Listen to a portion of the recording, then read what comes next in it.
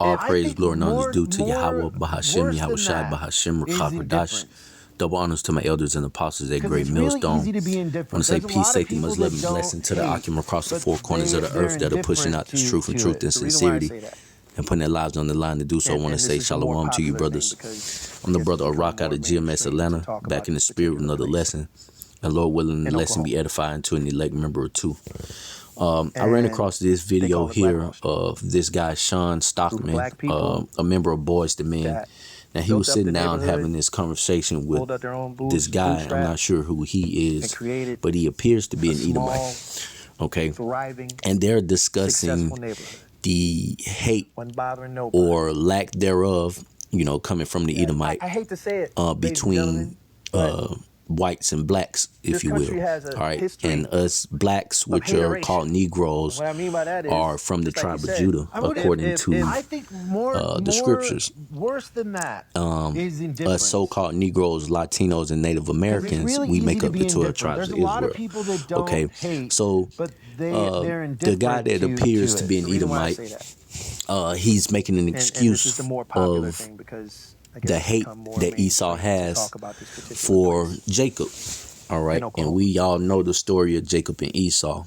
And if you don't, you can read about it in Genesis, the 25th chapter. Okay. Now, the guy that appears to be an Edomite is saying, no, we're just indifferent. You know, we view the world differently, so on and so forth. While that may be the case, that still doesn't negate the fact that the so-called white man, or the so-called white man, hates our guts. All right. But he hates our guts. Now, this guy, Sean Stockman, he began to bring up, no, it's not indifference. You know, it's pure hate. Okay, and then he recounts some of the past things that Esau Edom has done to the so-called black man to show their hatred outright for him. Okay, so I'm going to get into this video. I'm gonna let you guys hear it, and then I'll pull some precepts. I guess it's become more mainstream to talk about this particular place in Oklahoma, and they call it Black Wall Street. It's a group of black people that built up the neighborhood, pulled up their own bootstraps, and created a small, thriving, successful neighborhood. Wasn't bothering nobody. Yeah, I hate to say it, ladies and gentlemen, had rich, affluent black people walking around in mink coats and Cadillacs or cars, whatever. I don't know if it was Cadillacs, but it was cars, and they had their own planes. Everything that you're talking about. Had their own hospitals, movie theaters, everything. It was hateration. That's not a word, but it was hateration that burnt that place down. It was a false accusation of a rape that made another group of people on the other side of the tracks that weren't as affluent. The white man, like you said, you know, he's afraid to say it. He's speaking in codes, and he's calling it hateration. No, it's hate that the white man has for you so-called Negroes, Latinos, and Native Americans. Those pretty dresses and suits, buildings, happy people. And they just couldn't stand it. So they burned rich, affluent black people walking around and burned the bitch down. That's hate. That's it. It has nothing to do with anything else. That's fucking hate of a person that didn't look like them, that is thriving.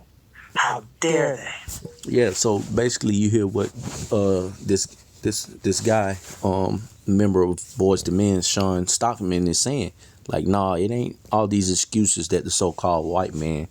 I was gonna start in Psalms 83, but I'm gonna go to Ezekiel. But yeah, he was saying, nah, it ain't all those excuses y'all like to make. I mean, it's just pure hatred how the so-called white man operates. What I'm looking for.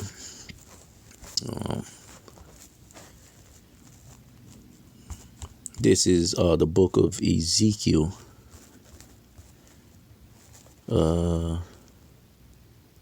Ezekiel 35:5. It says, because thou has had a perpetual hatred and have shed the blood of the children of Israel, you so-called Negroes, Latinos, and Native Americans, by the force of the sword in the time of their calamity, in the time that their iniquity had an end.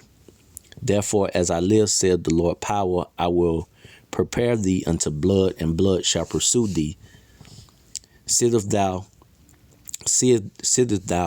hast not hated blood, even blood shall pursue thee. So there's going to be a time, according to Ezekiel, that the nations that came against the nation of Israel and shed the blood of the nation of Israel, that there's going to be a time when those roles are reversed, okay? And the blood is going to pursue these other nations. And who are these other nations that had a part in the downfall of the Israelites? So from there, I'm going to go to, I just had it up, Psalms. Psalms 83. And it reads, verse 2, Psalms 83 and 2, for lo, thine enemies make thy a tumult, and they that hate thee have lifted up the head.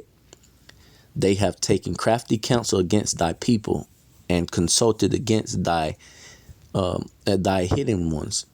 They have said, come and let us cut them off from being a nation, that the name of Israel may be no more in remembrance. For they have consulted together with one consent. They are confederate against thee, the tabernacles of Edom, and the Ishmaelites of Moab, and the Hagrites, Gabal and Ammon and Amalek, the Philistines, with the inhabitants of Tyre. Assur also is joined with them.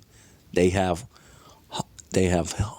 Hoplin, the children of Lot, Salah. So all of these nations that were named here that had a hand in trying to cut us off from being a nation, the Lord is going to recompense tribulation to them that troubled us. And that's in the scriptures. Okay, rightful judgment. It also say, he that leadeth into captivity shall go into captivity.